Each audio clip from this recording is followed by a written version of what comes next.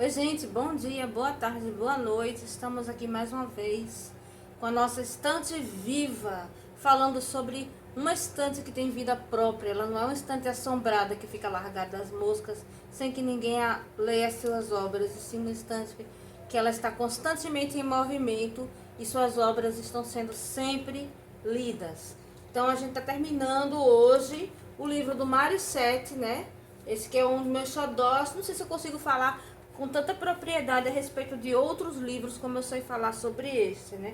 Mas vamos tentando, né? Aos poucos eu vou trazendo para vocês as novidades. Então, a gente já está na última parte, aí ele fala sobre vê-la e não amá-la, que são formas de você deixar trovas e declarações de amor para pessoas.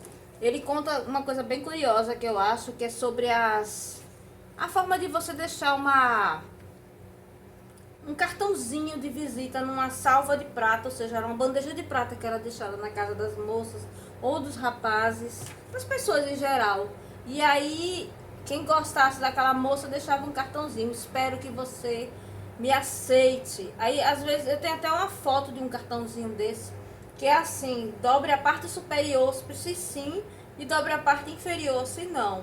E aí a moça dobrava e esse cartãozinho chegava à mão do rapaz, e se sim, eles começavam a entabular um namoro. Namoro, né? Vocês já sabem como era o namoro nesta época. Era a moça, a mãe ou a irmã na sala, com o rapaz no final de semana, né? Aí já era noivo mesmo, não podia nem pegar na mão nem nada. E isso tem bastante num livro de Carneiro Vilela, que é O Esqueleto, falando desses usos e costumes de namoros em salas, né? É bem legal. Esse aqui eu vou trazer também para vocês, é um livro raro que eu tenho, que é muito legal, que é O Esqueleto. Então, o próprio Carneiro Vilela, desculpa, o próprio Mário Sete, ele tá falando sobre, né, cartõezinhos de visita. Aqui tem até dois, né, que as pessoas deixavam para entabular namoros. E trovas, né, e formas de você mandar mensagens também pelos jornais. Vocês também mandavam através de jornais, as pessoas mandavam através de jornais pequenas mensagens que eles iam saber que as moças e os rapazes iam ler, né? E também nessa época, que eu fiz uma pesquisa mais acurada, vou poder falar, era muito comum o uso dos leques e o uso das flores. A linguagem das flores era usada para você levar, por exemplo, rosas amarelas que você mandava para uma moça, significava que ela era sua amiga, enquanto que rosas vermelhas significam que você a ama do fundo do coração. Você vê a mesma flor de cores diferentes, né? Rosas cor-de-rosa, era amor fraternal. Ou seja, você gosta da pessoa, mas a pessoa ela é muito pura, é muito delicada e você nem almeja entrar num relacionamento com ela. Pode ser, a rosa cor-de-rosa ainda dá um pode ser.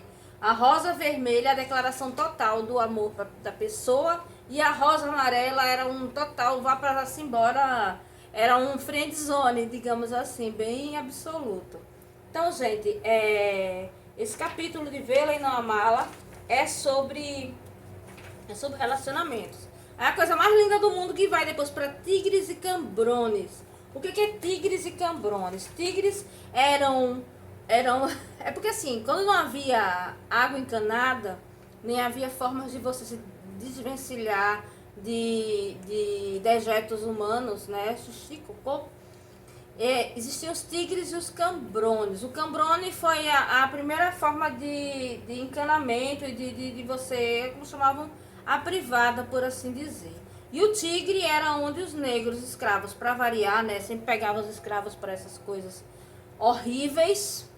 Eles levavam umas espécies de tonéis, né, com os dejetos da casa.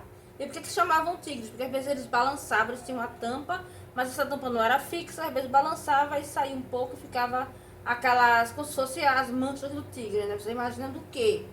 Né? E aí eles eram jogados ali no Capibaribe, perto das pontes mesmo. Então o Recife não era lá um primor de limpeza, eu já falei sobre isso. E, inclusive as pessoas jogavam o xixi pela janela.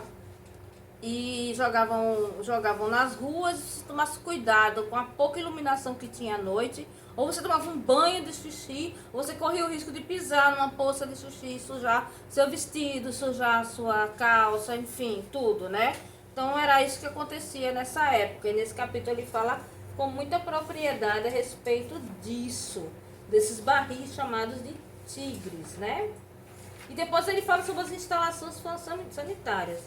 Aí vem para boticas e anúncios, que é justamente sobre os jornais que faziam anúncios, as pessoas faziam anúncios, e lojas de armarinhos que faziam anúncios. Isso aqui é mais sobre a história da publicidade em Pernambuco e no Recife, né? História da publicidade, como aconteciam as propagandas de hotéis, de cabeleireiros, dessas coisas relativas a anúncios de serviços e empresas, né? Depois, olha que coisa linda, gente. Isso aqui é um acendedor de lampião, ou um apagador. É um acendedor. É um acendedor de lampião. Então, antigamente, quando não havia iluminação elétrica, havia os lampiões de rua, né? Era por isso que eu falei que não tinha como você saber se estava pisando em algo sujo ou limpo, porque tinham poucos lampiões. E esses lampiões, eles tinham os acendedores de lampião, que eram rapazes que vinham e acendiam no começo da noite. Cada um desses lampiões, que eles eram de óleo de peixe ou de carrapateira, que é mamona. O óleo de peixe parece que era bem fedido, assim, não era muito legal. E o da carrapateira era da mamona, era menos fedorento e durava mais tempo. E aí esses acendedores iam com as varetas acendendo os lampiões no começo da noite. E no fim, quando amanhecia, eles iam com abafadores e apagavam cada um dos lampiões da cidade, né? Então é assim que eram as iluminações feitas. E aí, deixa eu ver. Daqui, falando sobre isso, ele fala sobre escolas. E essa mansão daqui, que o pessoal conhece como Mansão Gibson, que ela fica bem ali de frente pro Colégio das Damas, ela já foi uma escola, né?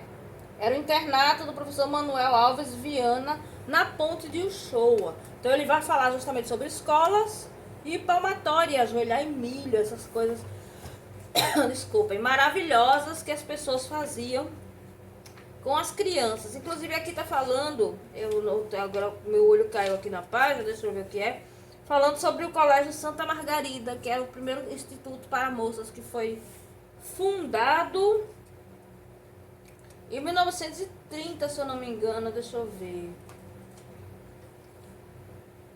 Em 1874 já havia colégios mistos na escola normal. Mas Santa Margarida era um colégio só para moças.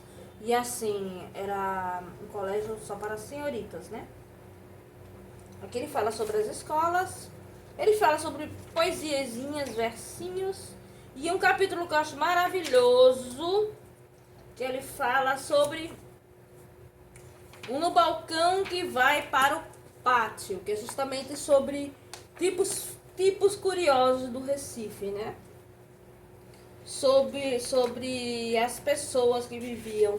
Tinha um homem que ele vendia lanches na porta do Santa Isabel para quem saísse de lá das peças, e o nome dele era Lancher.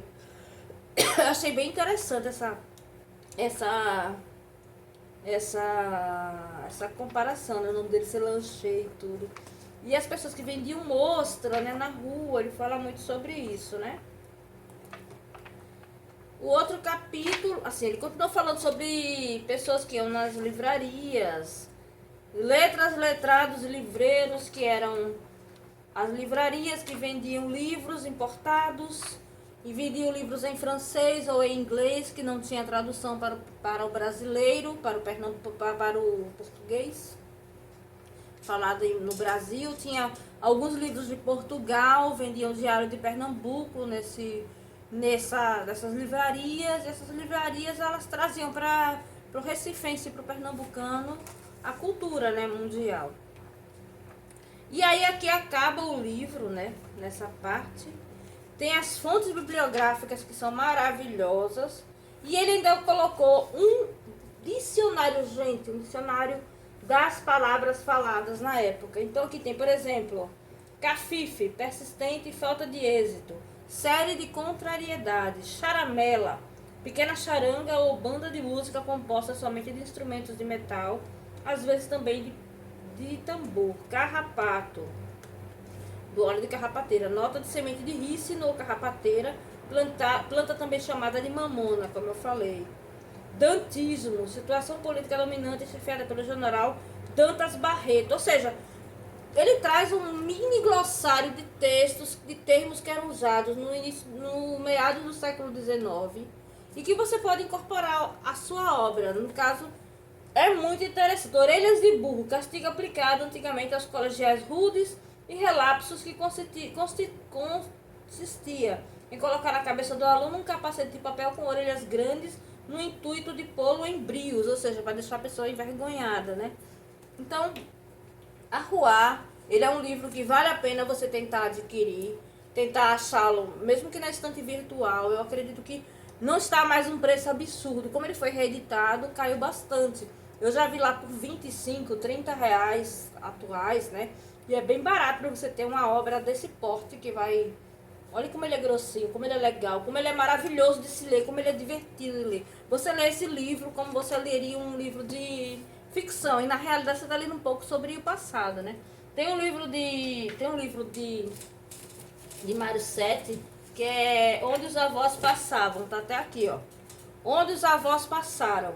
Veja a antiguidade desse livro, galera. Esse livro daqui de Mário Sete, eu vou dizer a data dele para vocês. Eu tenho até medo de folhear, porque ele é quase quebradiço. Cadê o ano de publicação desse livro, meu Deus? Eu acho que esse é uma primeira edição. Não tenho certeza. Esse com certeza tá atrás, a data de publicação. Editora Guaíra, Curitiba. Provavelmente não existe mais, mas olha isso aqui, minha gente. Olha como esse livro está. Esse livro nunca foi reeditado. Onde os Avós Passaram. Ele fala sobre usos e costumes. Eu vou trazê-lo aqui também para vocês. Um pouco, falando sobre outros assuntos, né? Aqui até eu marquei algumas partes com post-it, né? Para falar sobre meu trabalho, né? Então, sobre o livro que eu escrevi. Então, aqui, Jurupari de Hefesto. Então, aqui é onde eu marquei 1824. Então, mais ou menos para poder fazer uma... Acho que eu ia usar para fazer uma ponte com o personagem que é Hefesto, que ele é um Papa Filho, que é do meu livro.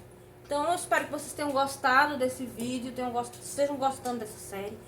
Tentando trazer o máximo de curiosidades possível para que vocês conheçam um pouco dos usos e costumes. E também, quem quer escrever um livro de época tem que correr atrás, né? Quem quer estudar, quem quer falar sobre assombrações de Recife e de Pernambuco, tem que estudar bastante. Isso eu faço porque eu acredito que uma estante precisa ser viva e não assombrada, né, minha gente? A estante tem que estar lá viva e funcionando a favor do pesquisador e de sua obra. Então, um beijo, fiquem com Deus e até a próxima.